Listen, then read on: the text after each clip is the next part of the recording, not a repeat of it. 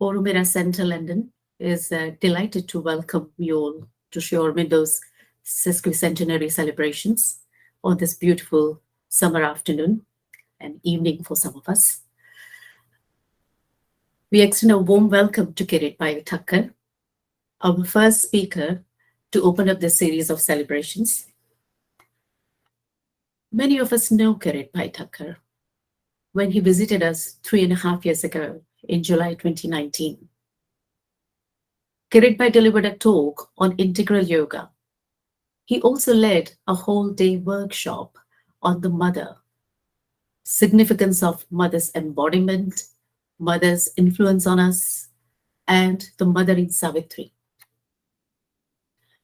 Kirit has been actively associated with Sri Aurobindo Nivas, Vadodara, Gujarat, India, since 1970s.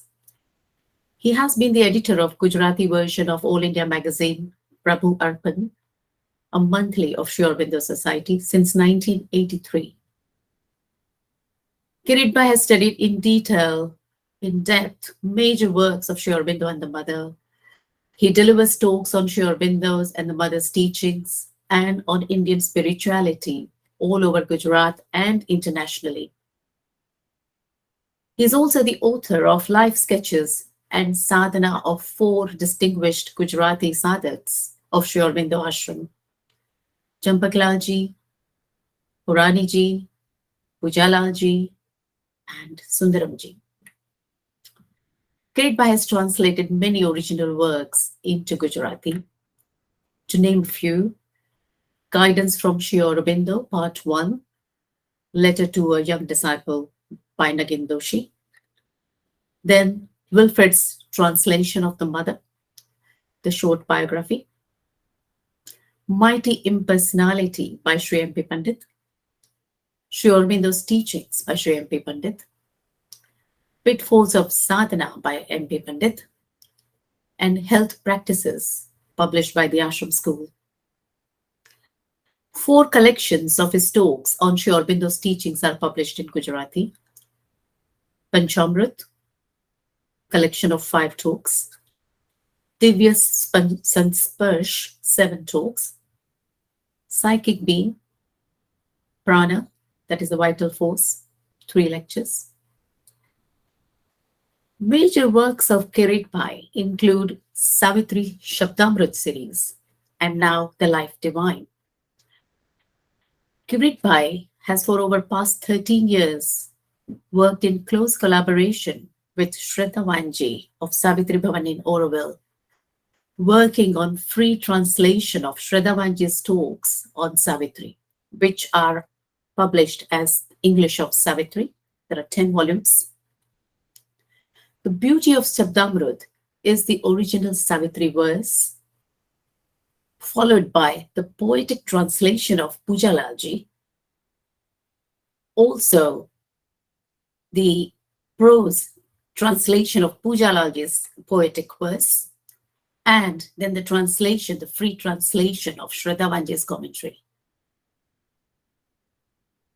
This Shabdamrut series has opened up the depths of the epic Savitri and brought to fullness home Savitri for the Gujarati readers. Kirit group study of the Life Divine, Volume 1, which includes first 7 chapters, was published in 2021. Again, that is the work of Shraddha Vanji and the classes she took at Savitri Bhavan on the Life Divine. Kirit expressed his aspiration of offering Gujarati work on the Life Divine 3 years ago in 2019 at our Auromira workshop. And with the Mother's grace and constant support and love from Shraddha Vanji, this work has become possible.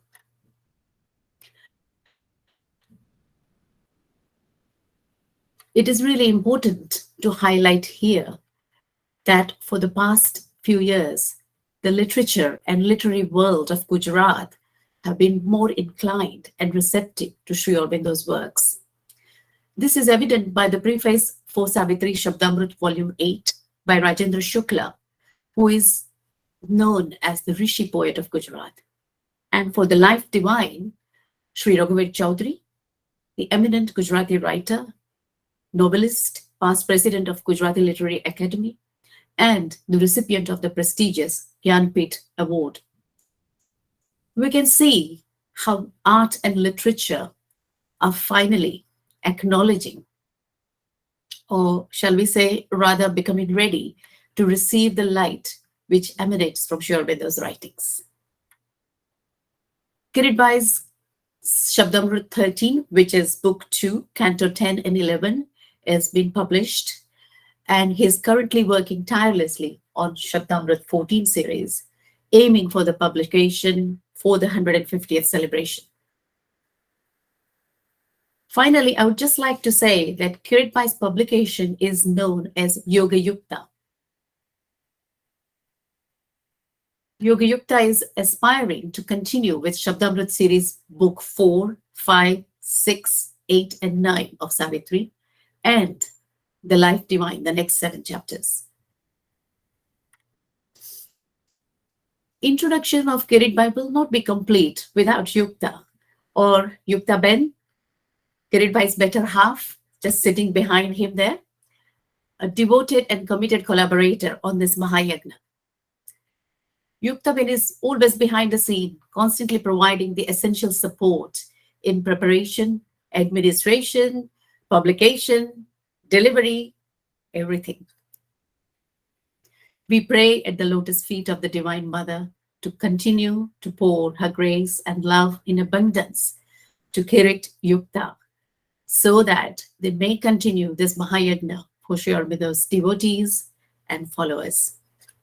Once again, a warm welcome to you, Kirit Bhai. And Kirit Bhai is going to talk to us on Sri Aurobindo's Yoga to Supermanhood. Thank you. Kirit Bhai, over to you.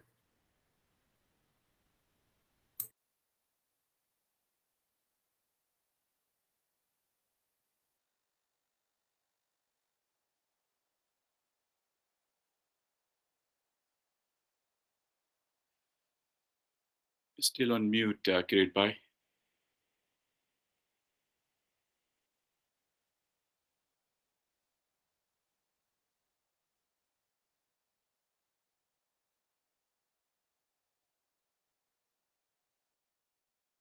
Hello. Yes, we can hear you now. Thank you. Yeah. Is it okay? Yes. Okay. Oh my God. This is- Now they say join with a code.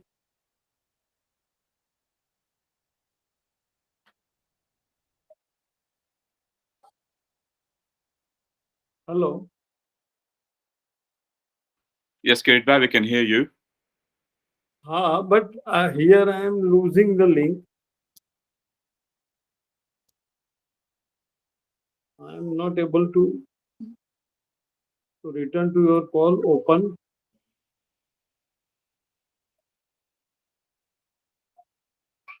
I don't know. So, Create a new. so why don't you just start talking?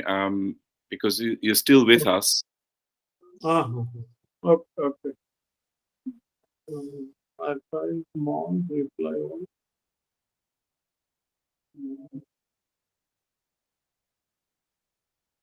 Okay, I will just keep talking.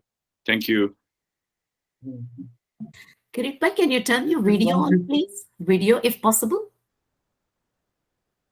But I am not able to do what they are doing. Video recommended.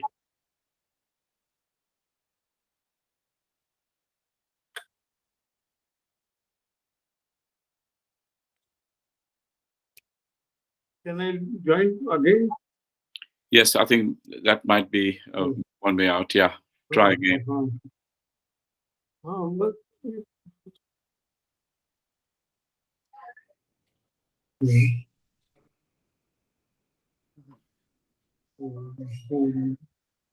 So if you leave now and then come back in, it should be okay to do that. but I don't know how to leave also. But anyway, I will remove you, and then you can click on the link again. So I'm removing you now.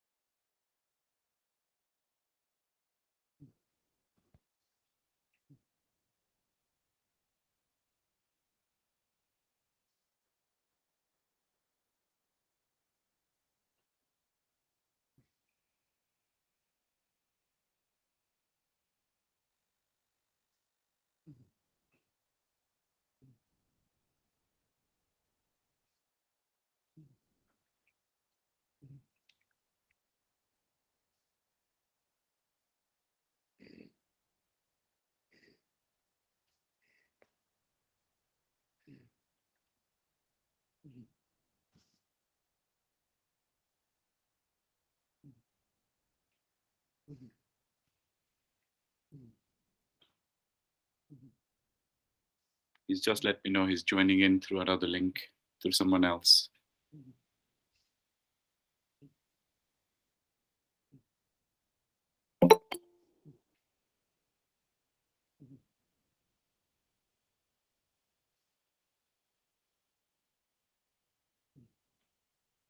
Kirit, you joined us now.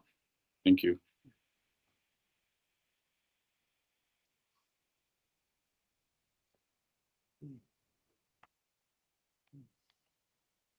So you're on mute in case you are speaking.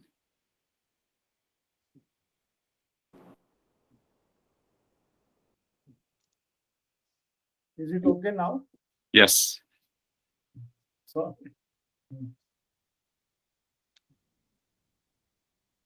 we are grateful to the mother as we are able to speak on Sri Aurobindo in this important year.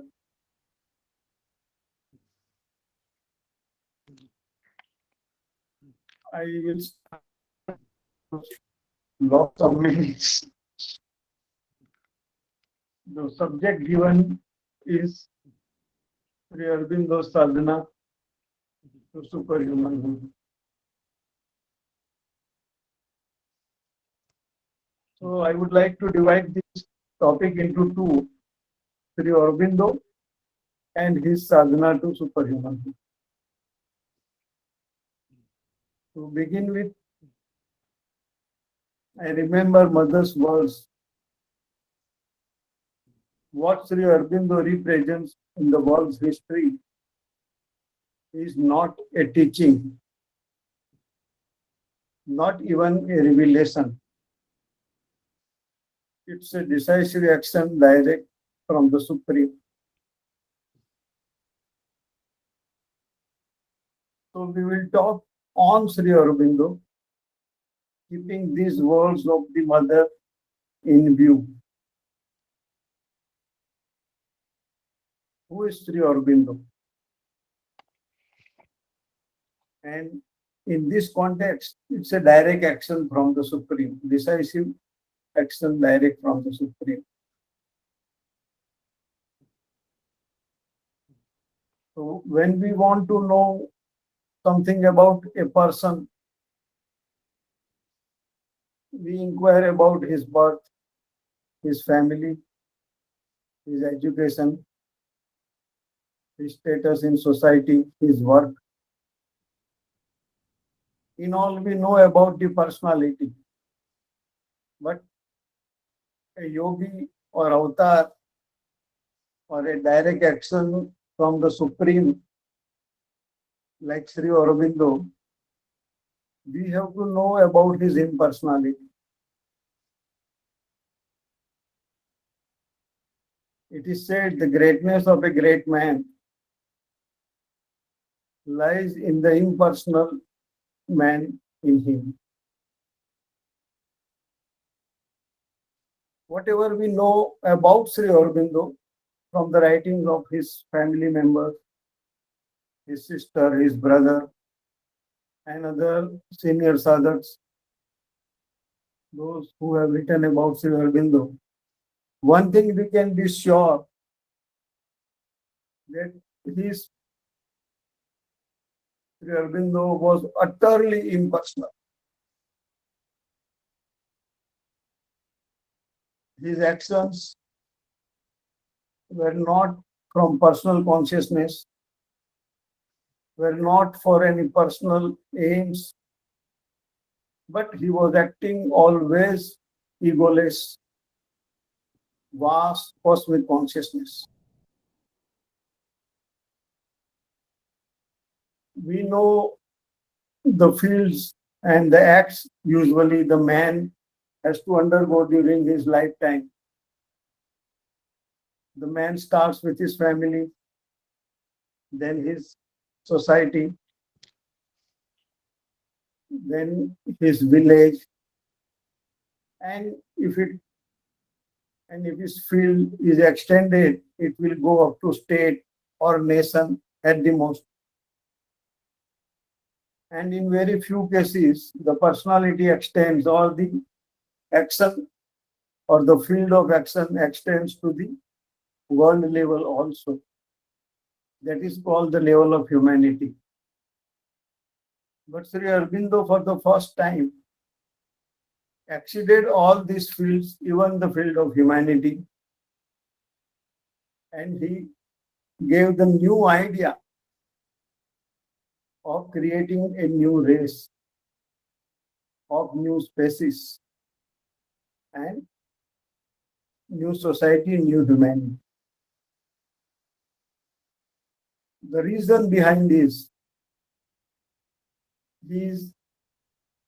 was a direct action from the Supreme. Though he was working in personal fields, which we call personal, family, nation, state, he always acted from his transcendental consciousness. And because of this transcendence of his consciousness, he could give us a new field which he himself created and worked on it. That is creation of new species, new humanity. So the difference between a man who acts from the personal consciousness, say for personal aims, personal benefits, or name and fame, whatever it is, and the person like Sri Aurobindo who acts from the transcendence of his consciousness, is that while he acts in a particular field, he acts on that field also. Like Sri Aurobindo, in Sri Aurobindo's case, we see when he was working in a political field on a national level for nationalism, he was working in the field, but his consciousness was working on the field. He gave the new definition of nationalism. He gave the new concept that each nation is a Shakti and no nation can rule upon another nation. Like that in education also. He was working as a professor, but he was working on the field. He gave the basis of new education, the real education. And in case of thoughts, he gave the new thoughts. So in each field, Sri Aurobindo acted from his transcendental consciousness, and that is why he could give the new thing to humanity. The first time in the world, perhaps I know, as far as I know, nobody talked about the creation of new species, creation of new humanity, new society. So this is how we know about Sri Aurobindo. We can give few more examples how he acted from the transcendence of consciousness. But to come to our second aspect of our talk today is sadhana of superhumanhood. We touched upon this point because many people have idea that superhumanhood or superman or supermind is something that is all powerful, that a person can act in a way which he likes, or he can change things according to his will, or he force other people to follow his ideas or to follow his commands and dictates. It is not so. Sri Aurobindo, before Sri Aurobindo, German philosopher Nietzsche also had a vision of Superman. And his vision was, in the beginning, was this, that this evolution cannot stop at this level.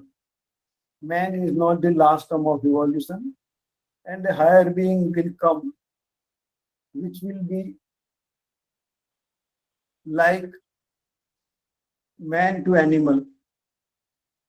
So the new being which will come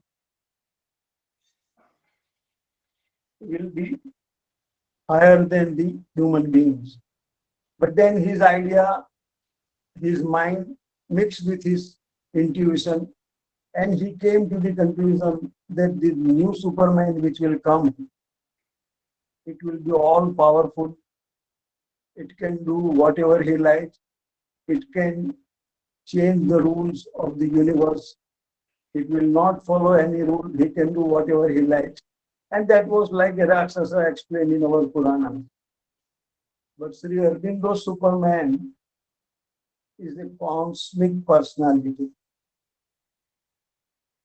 He is what Sri Aurobindo has explained, that he will act according to the laws of universe. He will act in harmonies with all other creatures. And he will be a dynamic center of divine upon the earth. He will be emanating love, light, joy, ananda in the universe. So, the Superman or the Supermind which we think just now, and before Sri Aurobindo, after Nietzsche, Zarathustra also had the idea of Superman, and his ideas were like that of Sri Aurobindo.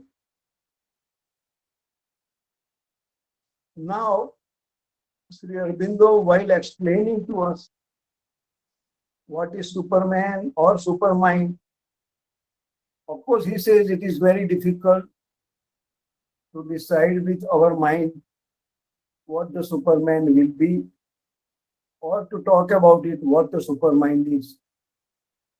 But then he said that through ages, man is having an aspiration towards something higher, something greater, and what we call in terms of our Upanishads, truth, light, freedom, immortality. This aspiration of man, it returns after every banishment, to use his own words, we have written in 91. this aspiration of man towards something truth, some light, immortality, fraternity, freedom, that is there always, even if it is diminished for some time, it continues. And Sri Aurobindo says this is the sign that something higher, higher consciousness, truth consciousness, or we may call it Superman or Superman, is going to emerge. And man, after every banishment, returns to this formula with more vigor. And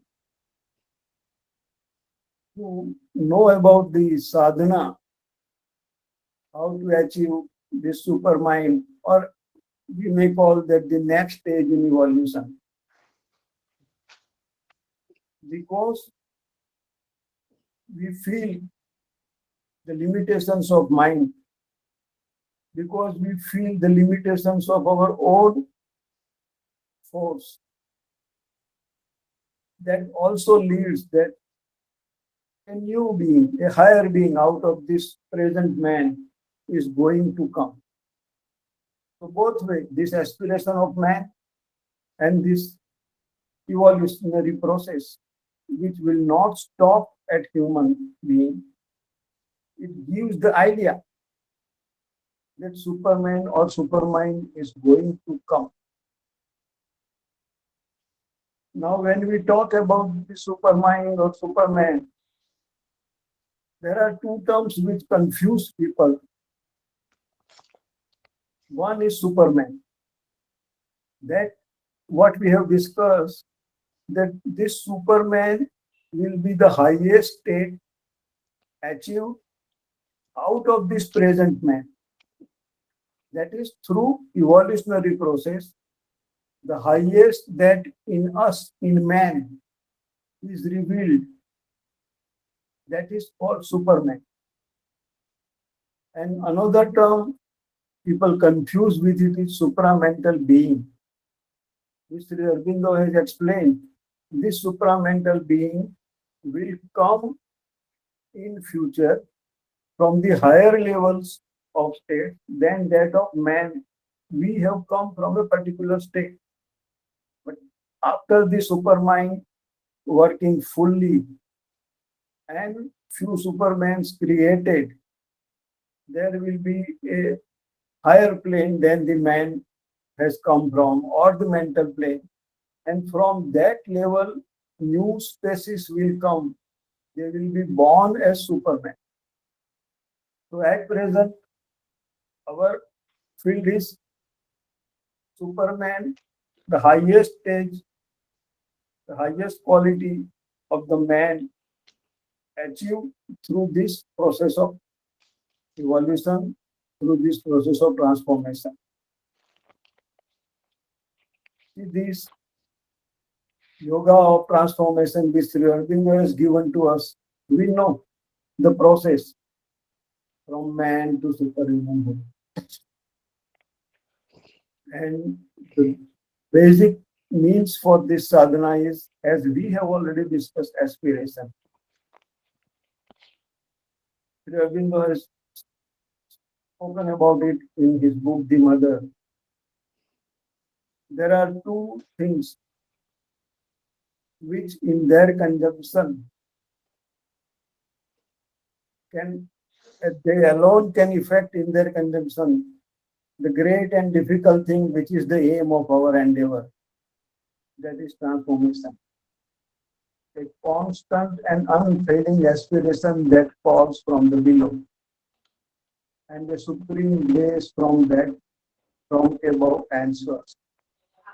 So the main means of this supramental sadhana, the sadhana of transformation, yoga of transformation, which Aurobindo has described, is aspiration and surrender and the grace acting from above.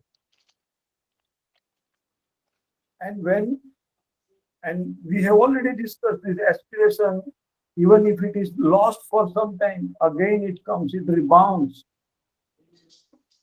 And this aspiration then results in our search, in our journey towards truth, freedom, immortality, light, love. So, Sri Aurobindo says, if we follow our aspiration sincerely, if we surrender our ego, then there is a process. And that process is threefold. The sadhana of transformation is threefold. First is psychicization. That Sri Aurobindo has explained as psychic transformation. Second is spiritualization. That is called universalization or spiritual transformation. And third is transcendentalization, which is called more transcendentalization means total transformation. We will not go into the details of this, but what are the results of these stages? Psychicization means the sadhak with his aspiration asks for divine only. His whole nature turns to the divine. That is the presence within himself. And in the process, he is rejecting all the lower moments of his nature, which is not in consonance with his highest aspiration. And the result of this psychicization, the psychic being which Sri Aurobindo has explained to us, the inner presence. Other way, some people call it Atman also, the Atma. The psychic being taking hold of the whole nature, our mental, vital, and physical nature, and leads us to the divinity. This is called psychicization. There are processes, and we are not going into the details. Today's talk will not permit that. And then once this psychicization is done, or psychicization, the process of psychicization, psychic transformation has gone to certain extent, the next stage starts. Then the spiritualization, universalization.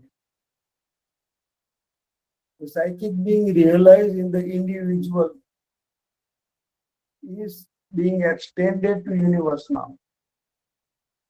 The person who has realized his psychic being, he knows that other persons also have this psychic being in them.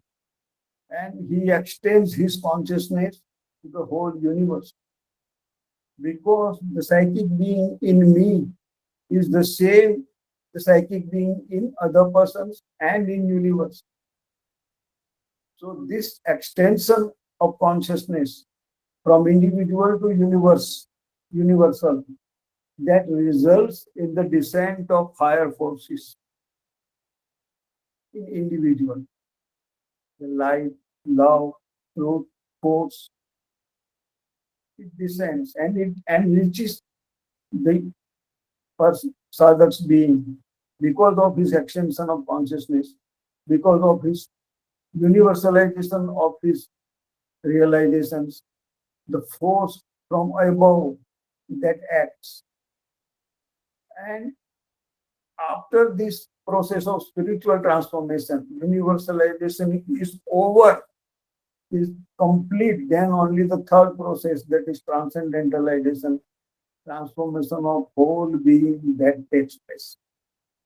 In first case, we had seen that psychicization, if it is achieved, if it has gone, if it is not complete, and if it has gone to some extent, then the second stage, spiritualization, can start.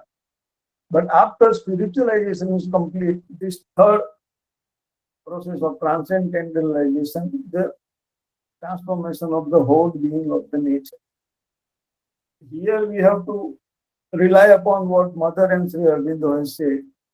Because Mother has said for most of these others, the first stage, psychicization, is enough. If we can achieve this first stage, psychicization, realization of psychic being taking hold of our activity, mental, vital, and physical, and we open ourselves to the universe. If that is achieved, that is enough. But the third process, which is not still experienced by many, or it is not generally said, what happens when we go to the age of transcendentalization. But Sri Aurobindo has explained through universalization, through spiritual transformation, the being reaches the highest level of consciousness. And from that highest level of consciousness, the highest force descends into his being. And that descent of the highest force makes possible the transformation of his whole being. Even divinization of the cells of the body to the minutest detail, the whole body is transformed. And then man becomes Superman. So this sadhana of Supermanhood, which is in general given to us, is this sadhana. It proceeds from psychicization to the total transformation of the body. But now, when we talk about Sri Aurobindo's sadhana, it is rather very difficult. But then, whatever he has written about his experiences, the supermind working on his body, what mother saw, what was happening in his body, from that we can have some idea about it. And the one thing is that while replying to a question from Amal Kiran about Aswapati sadhana explained in all details in Savitri, then Sri Aurobindo, while replying Amal Kiran, he said, I have explained the sadhana in all its minutest details, stage by stage. But in my case, my sadhana has not been stage by stage or in all details or the whatever steps I have mentioned here that it has followed. I cannot say that. But here we can say that he started his life and certain things compelled him to think beyond what we see and feel. And that is what he wrote to Mrinalini Devi, his wife, in that very famous letter, that I am not like ordinary man who talks about God and keeps talking. But my resolve is if God is there, then he must reveal himself. And I will see. And I have certain experiences now. That is what he wrote in 1904. That I have some experiences that what Shastra says is true. And I am following my way. So he started his journey like this. We can say his journey to superhumanhood started like this. And then in Baroda, he had certain experiences which our normal mind cannot explain. Marin, who was there, he was wandering in the forest for doing some revolutionary work, and he had a fever, which we call jungli fever, and he was not getting rid of that fever. So one day, one sadhu came to Sri Aurobindo Nivas, and he asked Sri Aurobindo, if your brother is having some difficulty, then Sri Aurobindo said yes. Then that sadhu said, you call your brother here. And then he asked for a glass of water. That sadhu used his knife to cross the water, and he uttered some mantras. And he said, and then he gave this glass to Sri Aurobindo, and he told him, let him drink this water. Then Sri Aurobindo has written, while I was pouring water into his mouth, I could see the temperature going away from his body. So these things made him very curious. And he started doing sadhana. First, he went to Vanganath and learned pranayam from Brahmananji. And pranayam helped him. He was able to write so many lines of poetry which he was not able to write earlier before practicing pranayama. And then he had an experience while he was moving on Kamati Bagh Road in Baroda. The horse carriage, he was to meet a very serious accident, but his inner being came out and with his hand, that inner being prevented the accident. Then he went to Kashmir with Sayaji Rao. There he had the experience of Brahman, vast consciousness, Brahman consciousness. And that led him totally to the inner journey. And in Chanod also he had the darshan of Kali in that idol. He has written about all his experiences. The Godhead poem is about Kali's experience. And then what he realized in Kashmir, he has written Advait poem. So this was the beginning. And then he decided, and the final turn in his life came in Alipur jail. In Alipur jail, he had the rarest of rare spiritual experience, Vasudevam Sarvamiti. Gita says, Samahatma Sudurlabha. Lakhs of people, they try, they do sadhana, but one among them has this spiritual experience, Vasudevam Sarvam Iti. All is Brahman. And from there onward, he left the outer life of politics and he started his sadhana. The sadhana was going on, there are stages beyond mind. And if we go through his poems written over a period of time, then we know how it explains the mind level and the higher level and the intuition level. And about Savitri also he has written in his letters to Amal Kiran and others that every time when I used to reach a higher level in consciousness, I used to rewrite the poem. And the first hint about the supermind was given to his brother in April 1920 in a letter to Barin. Aurobindo has categorically written that at present I am ascending to the lowest level of supermind. We know after mind there is higher mind, inspirational mind, and then overmind, and then supermind. But now here he writes the lowest level of supermind. These things are beyond our reach, but what he has written to other people from which we can gain some hints about his own journey to superhumanity. Generally, he has given in his practice of sadhana that any man can follow this practice, integral yoga, and can achieve superhumanhood or can achieve supermind. But here, in his own case, because he was so impersonal, very rarely he has written about himself. So when Barin asked him, he replied to this extent, and that only one sentence. And then we know that in 1926, the overmind that descended into the matter.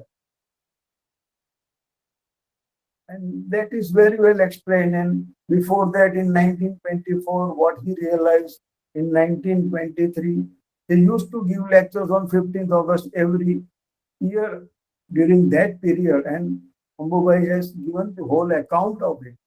So we know his journey from mind to supermind. And in 1926, the overmind which descended into matter, there Sri Aurobindo has written that this paved the way for the descent of supermind. This was in 1926. In 1938, Mother saw that supermind is descending into his body. Supermind was already working in his mind, in his life, through his life energy, and it was working on body also. In 1930, it started working in and on body also. But Mother explained that working on the body of the supermind was not direct. It was through mind and life. So Mother, when discussed with Sri Aurobindo why the supermind is not working directly on the body, then Sri Aurobindo said, for that precondition is that physical mind must receive the supramental light. And that was not becoming possible. Physical mind, we know, the most crude portion of human mind. But the malady is that for any realization to become permanent, to become lasting, to become effective, or to say that we have realized this thing, that thing physical mind must receive. Otherwise, the new transition that takes place cannot be established in the earth consciousness. For any new thing after mind, whatever new comes has to be received by the physical mind, and then only it can be considered as established as a part and portion of earth consciousness. So Mother and Sri Aurobindo, while they were discussing in 1948 possibility of descent of supermind finally into the earth consciousness, Sri Aurobindo has said physical mind must receive the supramental light directly. If it is not so, then I may have to leave the body to make that possible. And Sri Aurobindo has described that phenomenon as mind of light. Physical mind receiving supramental light directly is called mind of light. And that mind of light phenomena has to occur first, then only supermind can descend into earth consciousness and can be established in earth consciousness as mind is established at present. Sri Aurobindo body was receptive. His mind and life, supermind was working directly through his mind and life. And in his body and through his body, it was working through mind and life, not directly from body. And for body to receive the supramental light or to act according to supermind, this phenomena of physical mind receiving supramental light was a must, and that is why Sri Aurobindo. Then Mother said in 1948 that if that is if required, I can leave my body. Then Sri Aurobindo said, no, you will have to fulfill our yoga of supramental manifestation and transformation.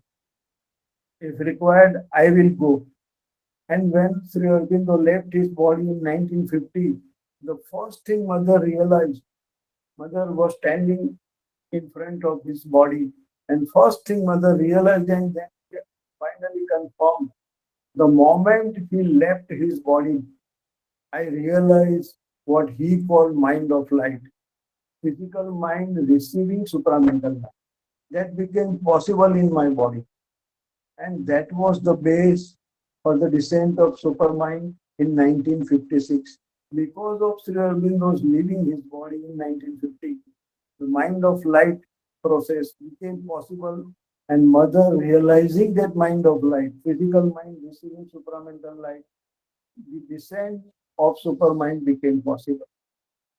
So up to 1950, this is how Sri Aurobindo's journey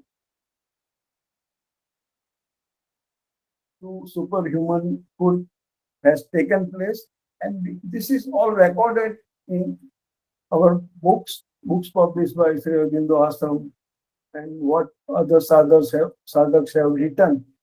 So, in nutshell, we can say that this is how the journey to superhumanhood took place while Sri Aurobindo was in his body. And mother, after that, she started the transformation. This is not the subject matter of our talk today, but then Sri Aurobindo from the subtle world, mother has written that he was insisting that now mother must try for the transformation of the cells of the body. And mother was reluctant. Mother told Sri Aurobindo, since you were here, I took all these adventures. But now you are not here. And this is altogether a new thing. How can I do this sadhana? But then Sri Aurobindo said, somebody will have to start it. And mother started it after her experience of 1958, when the nature came to her and said that this new consciousness of supermind is cooperating, is not rejecting nature and my action, and that is why I promise you that I will collaborate. And mother gave the message of 1959 January, O nature, material mother, thou hast said that thou wilt collaborate, and there is no limit to the splendor of this collaboration. And she started the work of transformation. So this is what, in nutshell, we can talk about Sri Aurobindo's Sadhana to superhuman. Thank you all. Deep respects to Mother and Sri Aurobindo. Thank you very much, Kirit Bhai, for this nutshell, as you say, of explaining Sri Aurobindo's sadhana. Couple of questions have come up, so if I can read the first one. Can you expand on why it was so necessary for Sri Aurobindo to leave his physical body? Why was that sacrifice absolutely necessary for the descent of the light? But now see what transpired between Mother and Sri Aurobindo is this: the physical nature, physical mind. As we know, our life, body, and mind has different aspects. Mind also, we have physical mind, we have vital mind, we have mental mind. And this physical mind is considered very obstinate. While explaining physical mind, Mother has said that, see, at night when you close the door before going to bed, and when you go to bed, again you go to check whether you have closed the door or not. This is the result of physical mind's rigidness or the action of physical mind. One fine morning, you want to get up, and then you feel, no, I don't want to get up.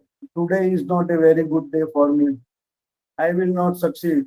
And you will say your family member, I am not going to work today because I feel that things are going to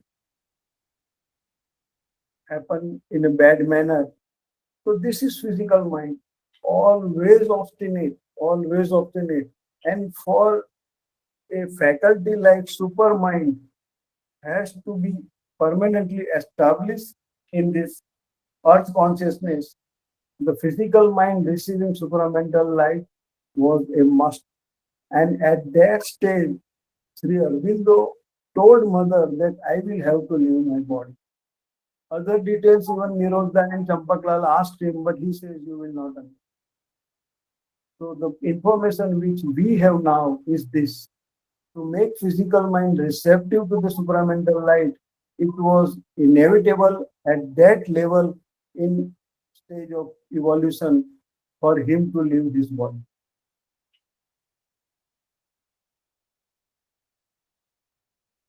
And in relation to what you just said, um, are you saying that mother also only realized it when Sri Aurobindo actually left his body? What the physical mind of light meant? That received physical mind, received the supramental light directly, and mother realized in her body. And that is why on Sri Aurobindo's insistence, she started the process of transformation. And the process of transformation she organized herself in a way that the transformation can take place as easily as possible. And few of the cells which they started receiving supramental light directly, but certain cells in body while receiving the supramental light collapsed. And that was the reason why the transformation of body, the work of transformation of body, mother's body was not complete. Then mother has given the reason that the cells has to be acted upon, concentrated upon right from the birth. Then only those cells can receive the supramental light and they will not collapse or break down. But now, when mother started the yoga of transformation, concentration on self, it was late for her in her lifetime. And that was the reason why the work of transformation was not completed in her body. And mother has said, even after leaving the body on certain level, I will work on it, Aurobindo will work on it, and we will find out what the next step or what other means to complete the transformation of the body. For Sri Aurobindo leaving the body, the reason was physical mind was not receiving supramental light. For mother leaving the body, the reason was certain cells on the receipt of supramental light collapse, it break. Okay, thank you. There's one question here. Is it possible to enter the second process of spiritualization while psychicization is also being worked at? Is there an exchange between these first two processes? And what Sri Aurobindo has explained, that when the process of spiritualization has begun, and Sri Aurobindo has said in reply to Nirodh Das later that there are a number of sadhaks in our ashram even, in whose case this process of universalization, spiritual transformation has already begun, and some of them are on an advanced stage. So psychicization, if not fully realized, but it is done, it is on the way, then also the second stage, the spiritualization, the universalization can start. And it has happened in many cases also. Okay. And there's a request here. Can you please briefly recap Nietzsche's Asura, Superman, and Zarathustra's theories towards supermanhood? What were they sort of brief? Nietzsche had the inspiration, and he knew by inspiration that the process of evolution will not stop at man at present as he is. And another being will come, which will be superior to man as man is superior to animal. He had this basic perception, basic inspiration, and that was right. But while elaborating on this through his mind, Sri Aurobindo has perhaps used the word, his mind created mass out of his inspiration. So he had his own idea that who is Superman? Superman can do anything he likes. That is not the case. Superman can overrule any established universal law. That is not the case. Sri Aurobindo said even Avtara follows the universal laws. And when we see Sri Aurobindo's definition of Superman, there he writes, he is a cosmic person. He is conscious of the unity of all individuals, and he works without ego, following all universal laws. He is a dynamic center on the earth for the spread of this egoless consciousness. He is dynamic center for the spread of divine love, divine harmony, and divine truth. So the basic idea is this. Then this is what mother asked. Somebody said, why should we do sadhana? What is sadhana? Then mother said, why you want to do sadhana? You want to achieve power? What is your aim? And even now, we have certain concepts that once you advance on the way, then you have superior powers. You can do whatever you like. And this is the dilemma of human consciousness. Pavitraji, before he came to ashram, he had been to many ashrams and many such sadhana centers in Burma, in Sri Lanka, in India, in Himalayas. And then first thing he asked Sri Aurobindo, that I have been moving around and have followed many practice of sadhanas, and they all have some goals. I want to know from you, what is the real goal of sadhana? See, there are so many sadhanas. People become great people. They say we can do whatever we like. If they go to the extent of killing some other person with their power, if that person is not following his whims or his commands, then he wrote a long letter, Pavitraji. And Sri Aurobindo's reply was only 3-4 words. The highest siddhi which he was asking for, Pavitraji, Sri Aurobindo replied, change of consciousness. We don't want. And we have fancies. There are beliefs that if you are a sadhak, why can't you do like this? But that is not the case. Even avtaras, they follow the rules of the evolution. They follow the rules of incarnation. So Nietzsche was having this idea that Superman can do anything, whatever he likes. But there he was mistaken.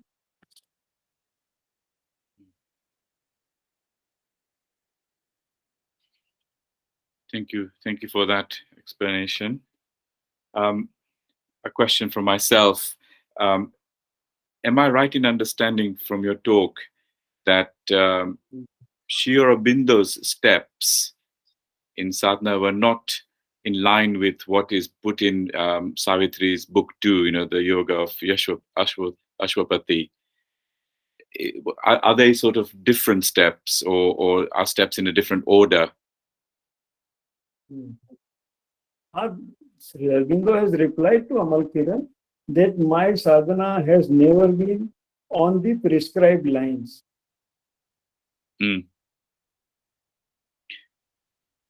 So are there other lines that are in book 2, prescribed lines, but not the way that Sri Aurobindo's sadhana proceeded?